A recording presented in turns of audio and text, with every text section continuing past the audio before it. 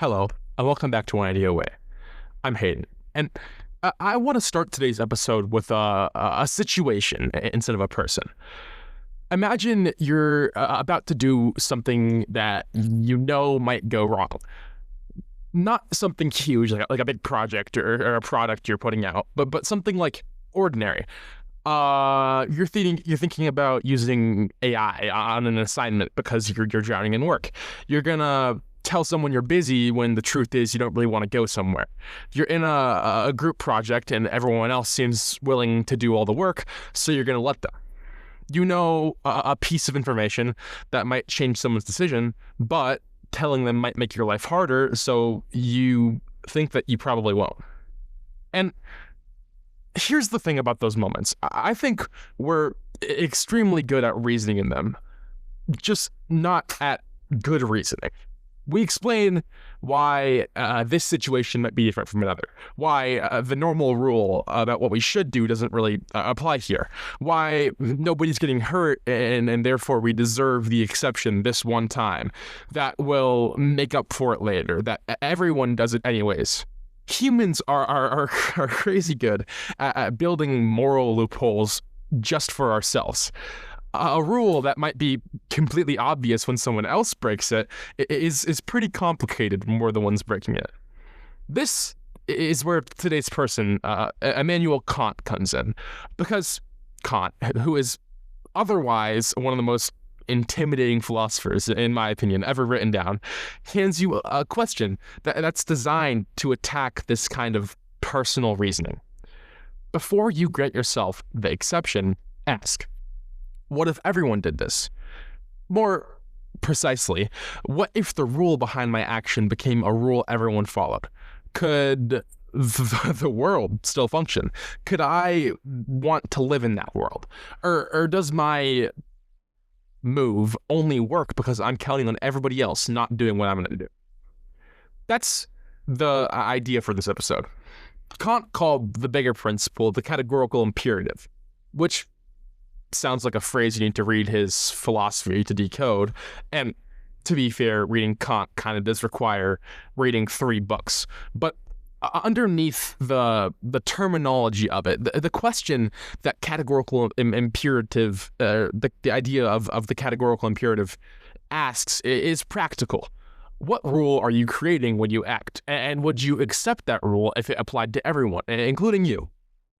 Because that kind of moves the logic in the moment away from, can I get away with not doing this? Or can I get away with this and make my life easier? And toward a different question, which is, what kind of world does this choice make? Quick background on Kant, though. Kant was born in 1724 in Prussia, which is now Russia, and he pretty much never left there. He studied there, he taught there, he died there. He followed rigid routines, which were so punctual that neighbors set clocks by his walking around the house. And I mean, I guess, I don't know, that's not super important. I mean, it's probably exaggerated, but it sort of describes the vibe, I guess, behind Kant's philosophy. And from that one small city in Prussia, he ended up reshaping huge chunks of modern Western philosophy. Knowledge, science, beauty, politics, religion, morality, which is the project we care about today, because his question on morality was a super simplistic one, and it's one that applies, I think, to all eras of time. How do we actually know what we have to do? One popular answer to this is do whatever produces the best outcomes. Judge the action by what happens because of the action, and by how much happiness or suffering it creates. That's the direction philosophers like Bentham and Mill took, roughly. And Kant looked at that direction and said not enough, because consequences you can't predict before you make a decision. I mean, exactly. You can act and do something with good intentions and get a bunch of suffering on the other side. You can act selfishly and produce something great on the other side. You can't really fully control what happens after you move. And if morality is completely dependent on results, then in the right circumstances, anything that you do can be justified as long as you believe that the outcome will be worth it.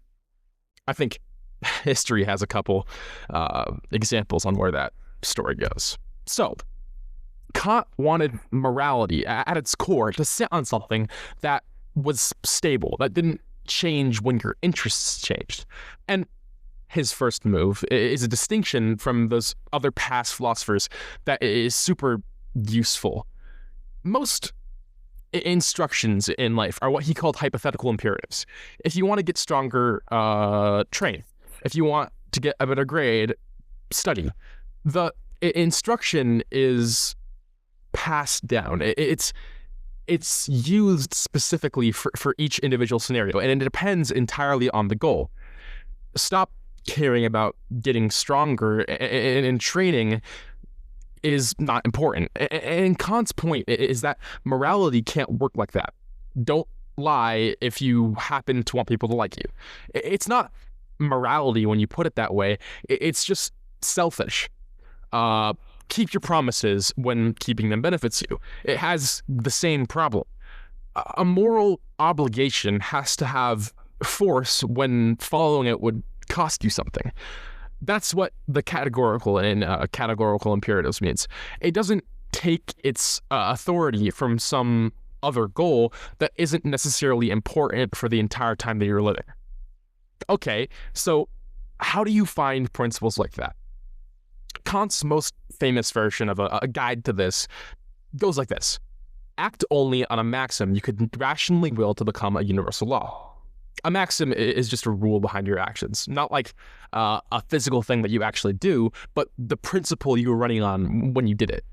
Say, I'm broke. I asked you for a loan. I promised to pay you back, and I already know that I won't. The action is I made a promise.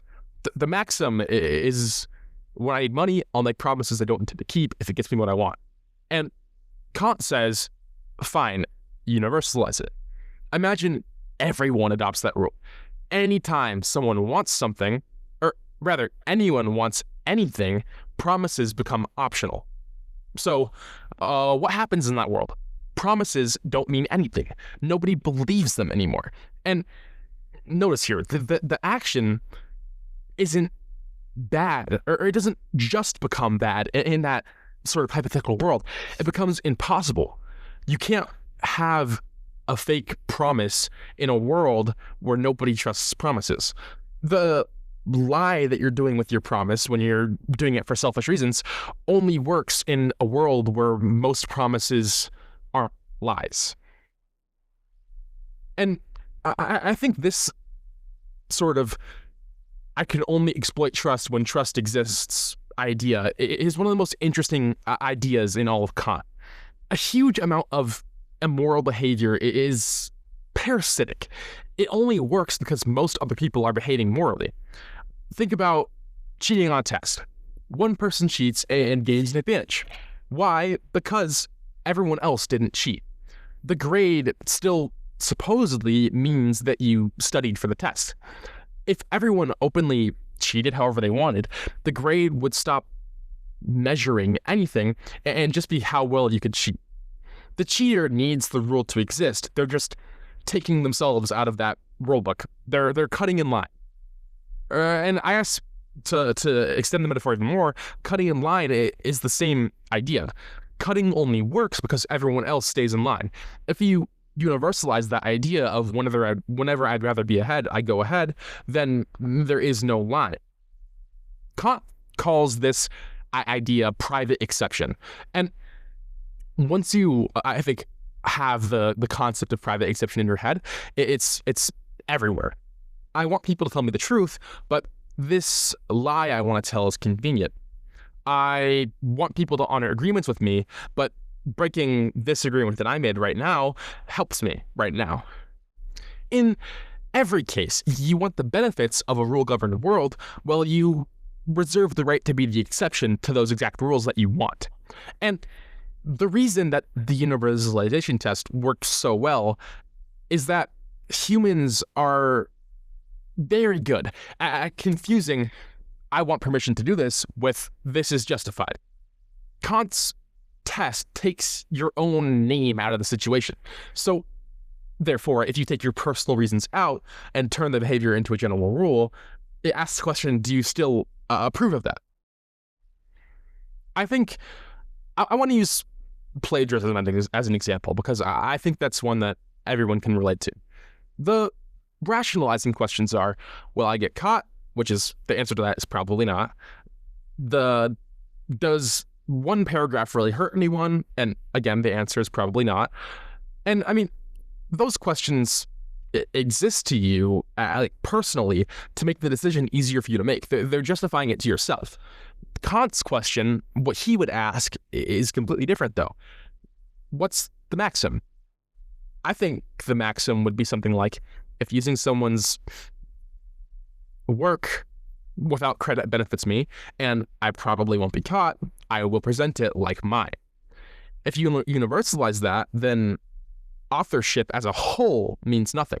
And having academic work put out there stops being evidence of being a good thinker. And your stolen paragraph is only worth something because everyone else is still being honest. You're relying on a system of honesty in order for your dishonesty to be advantageous for you. And that's sort of the contradiction behind the justifications that we make to ourselves. And it's the same contradiction as the fake promise contradiction. It's just in a different world. Now, Kant gave several formulations of the categorical imperative, and philosophers have spent centuries arguing about how his definitions fit together, but I think the second one that he made is probably the best for everyday life. He says, treat humanity in yourself and in others always as an end, never merely as a means. To translate that, people are not tools. And the key word in there is merely, I think, because obviously we rely on each other constantly. The cashier, say, helps me buy groceries. My teacher helps me learn, and that's fine. That's good. That's how society works. But the line here, Kant's line, gets crossed when you treat someone only as a tool, when their own judgment and whatever stop counting to you at all. Deception is the cleanest example of someone crossing this line. Say I lie to you to get you to agree with something. Why is that wrong in Kant's view? It's not just because of the downstream consequences. It's because I'm manipulating your ability to choose. I know that with the true information you might get, you might decide differently. So I deliberately control which version of reality you get. You appear to choose freely, but I made you choose the choice I wanted to. I used your decision-making as a tool. And I think that's a really good way to think about honesty. It's not just that lying would cause someone harm, it's that the other person has the right to have that information. And if that information would change their decision and I hid it, I've taken the decision away from them, well, letting them believe that they actually made a decision. I think that framing sort of cuts the gray area in lying in half. Somebody might tell you that they want a serious relationship, and you know you don't, but you let them believe that you might because you like having them around. You never force them to do anything. You're just letting them make decisions inside a picture that you know is false. Their time and their feelings have become resources for you. Kant would say that you've stopped treating them as an end. Or maybe more applicable in business. A company designs a subscription so that canceling is super hard. There's 5 screens. You got to call the company office. You got to talk with your subscription specialist or something like that. I don't know. Customers agreed to the terms of the subscription, but would you honestly want a world where every company treated customer subscriptions and making them hard to cancel as a way to get more money? Are you helping people choose if they really want their subscription or not? Or are you engineering around their ability to choose? And I think this question is going to get a lot bigger, honestly, because of technology. A platform can ask what does this person actually want? Or it can ask, what psychological pattern keeps this person scrolling longest? Sometimes those two things overlap, but very often they don't. When a system is built around exploiting vulnerabilities that people would rather control themselves, the person is a means for the system. Their attention is the resource which the system wants, and their behavior is the output. Their choice and their whatever else makes them human only matters as far as it helps the company. Kant died over 200 years before recommendation feeds and all that stuff existed. And this question, I think, is more important than ever now. Are we treating people as decision makers or as inputs and resources? And I think that's probably one of the most important ethical questions in tech. And nobody really frames it that way. But I mean, I think it's important. There's also a piece of Kant that explains why he cared so much about the motive behind an action too. And I think, honestly, it's my favorite thought experiment that I'm going to bring up of Kant's. A shopkeeper gives customers correct change because honest shops keep their customers. The behavior is honest. Kant asks, is the person honest? Because there's a difference between acting in accordance with duty and acting from duty. And the reason the difference between these things matters is because incentives change. If your honesty only exists while honesty is, say, profitable for you, then a day lying pays better, the behavior changes because there was never really a principle there, just business that happened to become the right thing at some point in time, which I think gives you the best one-sentence definition of character that I've come across while doing One Idea Way. Character is what remains when the incentive changes. It's super easy to be loyal to someone when loyalty doesn't cost you anything. It's super easy to tell the truth when the truth makes you look good. The information is in the moment when doing the right thing makes your life worse. And something in you relies solely on your principles to do it anyways.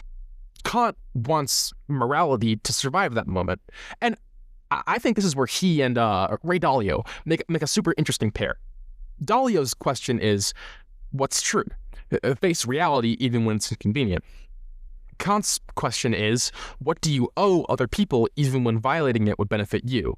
You need both of these things because a person can see reality completely and use that vision of reality to manipulate everyone around them.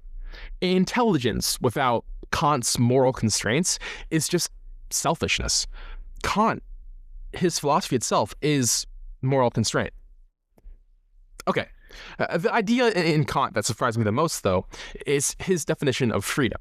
Because we, as a society, usually think of freedom as nobody can tell me what to do. Kant thinks that that's not even close to enough. His word is autonomy, and he means that literally in every sense of it.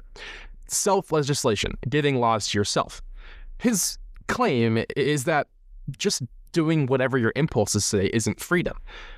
If every urge controls you, if you can't resist any of your desires, then you're not really choosing anything, you're just reacting.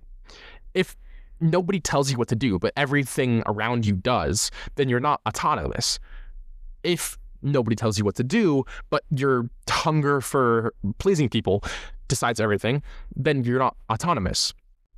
So, for Kant, freedom and self-control are the same idea, which I think is honestly the opposite of how freedom is seen in the modern world today. And it explains something that is sort of paradoxical without it, which is why restricting yourself can create freedom in some ways. An athlete's training schedule limits one day, but it expands their freedom the next season. Commitment to honesty removes a bunch of easy profit and exit or whatever, and having like a good reputation, and builds relationships that actually matter. Not every restriction is like this, I mean, obviously, but The test is whether the principle is something that you gave yourself. Autonomy isn't being obedient. It's self-governing yourself. And I'd argue that transition from being governed by parents, teachers, deadlines, trends, to governing yourself is actually how you get to adulthood. The external systems that support you and make you do something directly fall away, and you kind of find out which rules are actually internal to you and what you take in morally. Do you study because someone could catch you not studying, or because you decided that you like learning? Do you avoid cheating because getting caught would be bad for your grade, or because you don't want to be a person who at their core is fraudulent? Same behavior in all of these things, but it creates a different person. Kant actually has a slogan for this from his essay on enlightenment: sapere aude. Dare to know, or more loosely, as these translations are, have the courage to use your own understanding. His diagnosis was that people stay intellectually dependent because dependence is easy. A book can think for you, an authority can think for you, a group can think for you. And the perk there is that responsibility isn't yours. If someone else made the call, being wrong isn't your responsibility. And I don't think any idea on this show has become more relevant with time than this one, because we now have industrial scale machinery for outsourcing judgment. Feeds, influencers, recommendation systems, AI. You can have a machine summarize a book, draft an essay, pick a product, explain a political issue. Sometimes that's great, but there's sort of a Kantian trap in there, which is that a tool that expands your thinking can also just replace it. And the two are the same tool at the core. If an AI hands you an argument and you submit it without actually understanding it yourself, you got output without getting any autonomy in there.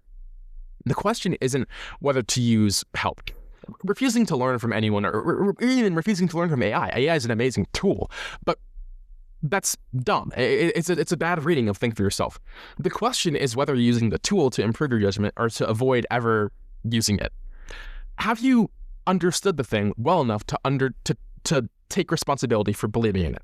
And it's a different level of knowledge than just being able to repeat an answer. And this is Feynman territory, if you remember that episode. This is the gap between knowing the name of something and understanding it.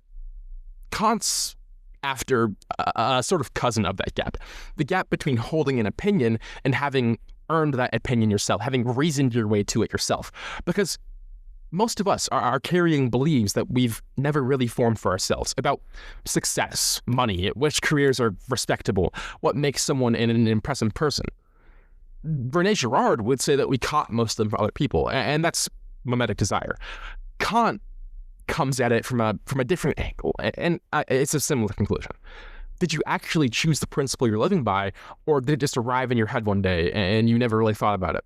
And to be clear, inherited ideas aren't automatically bad.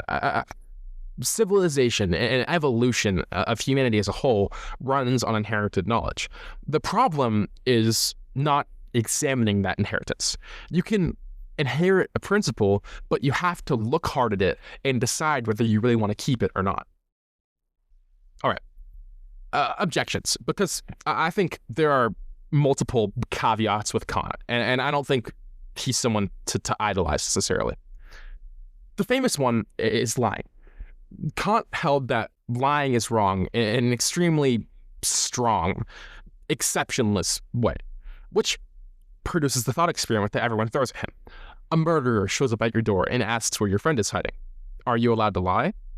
Everyone would say yes, and I think that's correct. And if a moral framework would require handing over an innocent person to a killer in the name of just being honest, it's a wrong framework.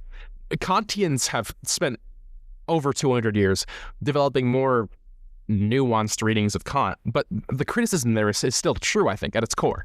And I think the honest takeaway is not never consider the consequences of your honesty. the consequences matter. Ignoring what happens to people as a result of your honesty is its own moral failure, in a sense. The takeaway is that the consequences can't be your only test. Ask both. What will happen if I do this, and what principle am I acting on? And further, would I accept the universalized blah, blah, blah, blah, blah? The two lenses catch different mistakes in moral thinking. Pure consequence thinking lets you go about everything as a means to an end. You can have super bad methods to reach a good goal. Pure rule following ignores the bad outcomes of whatever method you use. Kant is at his ideal situation in one specific area. The moment you're about to carve out a convenient exception for yourself, that's when I think Kant is the most important. The second objection to Kantism is Kant himself. He wrote racist theories about human groups, especially in his early career. And they're indefensible. Scholars debate how much later his views might have shifted, but that material is still part of Kant. And I just want to take a second and think about how strange that is. The philosopher who had probably the strongest statement of universal human dignity in Western ethics, never treat humanity merely as a means, also wrote degrading garbage about actual humans. And I think that contradiction is crazy. It also teaches something that I think is bigger than Kant. Having a universal principle doesn't mean that you'll notice when your own assumptions violate it. A person can reason amazingly and never once aim that reasoning at their own prejudices. And that's not just a Kant problem. It's super easy to use moral frameworks and even the frameworks in these episodes on other people, and it's hard to turn them inwards. Kant says, universalize your maxim. But you have to universalize it when the person affected is someone that your world taught you not to count. Kant says humanity is an end in itself. Fine, then humanity has to mean everyone, not just people who look like you or can do something for you. The moment principles become selective based on your unique worldview, it stops being universal. And I think there's something really interesting about watching a philosopher fail his own test, because it sort of kills that fantasy that, one, that these philosophers are perfect people and that they completely follow their own ideas, and two, that understanding an idea is the same as internalizing it and living it. You can understand something like Edmondson's psychological safety and still hurt and intimidate people. You can understand René Girard's mimetic desire and still go after status. The idea in these frameworks are just tools. You still have to use it honestly, and you have to use it honestly on yourself, which is the hard part. This brings me to the Kant exercise that I think actually is a little deeper than everything else in this episode. Forget about politicians or CEOs, because I think that's a easy way to criticize things. Everyone's a Kantian about other people. The hard question is, what private rule am I living by that I'd hate if everyone else followed? And when I sat with that, I found things about myself. I expect fast replies, and I only answer when it's convenient for me.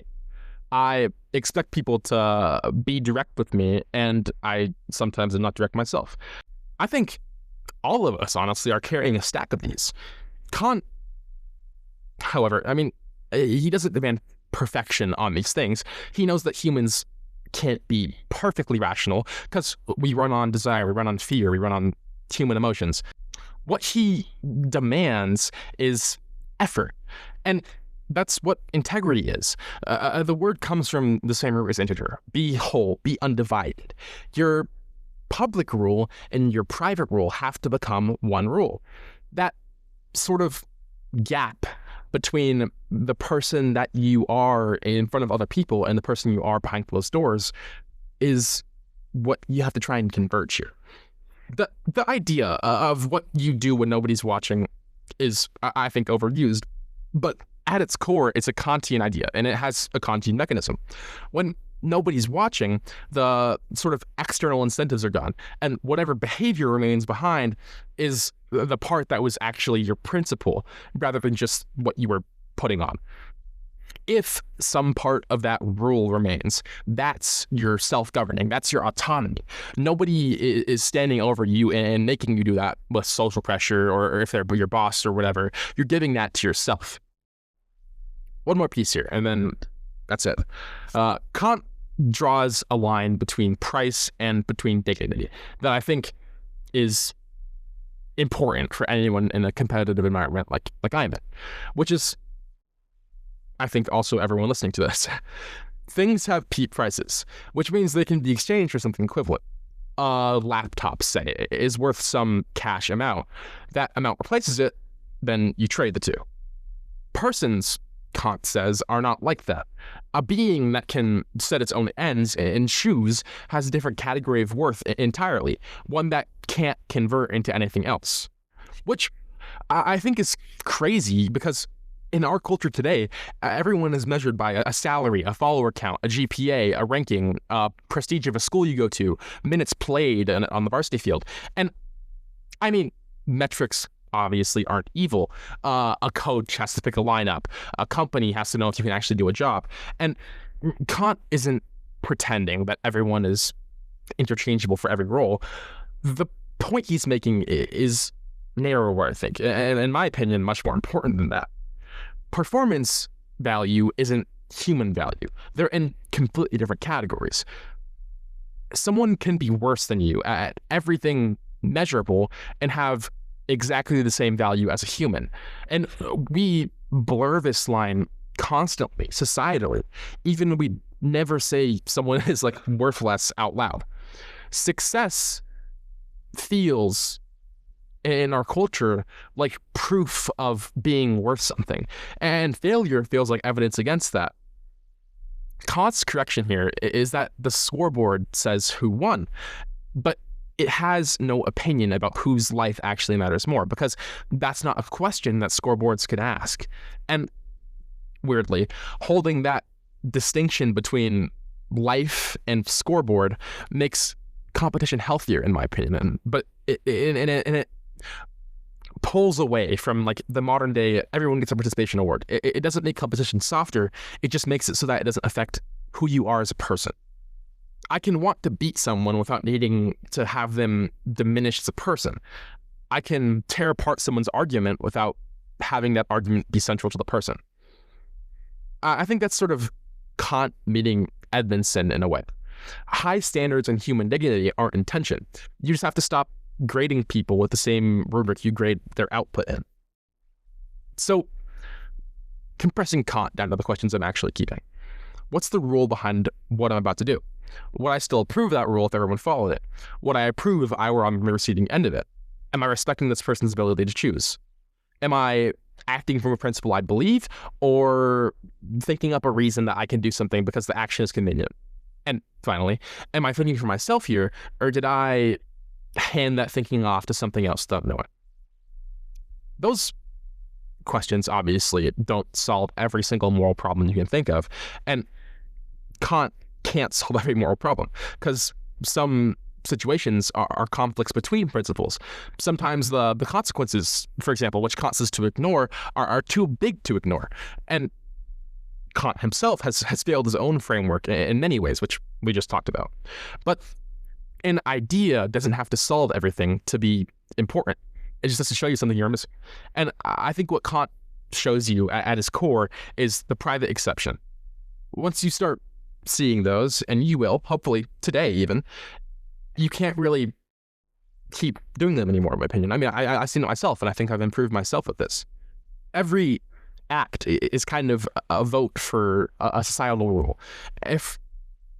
And even if not for society, and for yourself. Because the first time you do something dishonest and you and it works out for you, then the second one's easier, then the third one's easier. The actions are small, but you build principles underneath them, and those principles become your identity. There's a line on Kant's tomb, pulled from one of his books, about the two things that filled him with awe: the starry heavens above and the moral law within. And I've honestly, since I've read that, kept thinking about that pairing. One is the universe. It makes you feel so small. The other is this super small, strange capacity we have, which is super easy to ignore. I mean, I don't know when the last time was I thought about moral law before I'd read Kant. But to look at something that we badly want to do and still ask whether we should. I want this, but should I? Nobody would catch me, but that changes my internal rule. That sort of gap between the impulse and the action, I think is where the whole moral question actually happens. You have to take your private logic out into a public scenario and understand whether your exception could survive everyone doing it. Most of the time, I don't think mine could, and I don't think yours probably could either, which is the point. So I'll leave you with this. My final question for the episode. What if everyone did that? Thanks for listening to One Idea Away. I'll see you next time.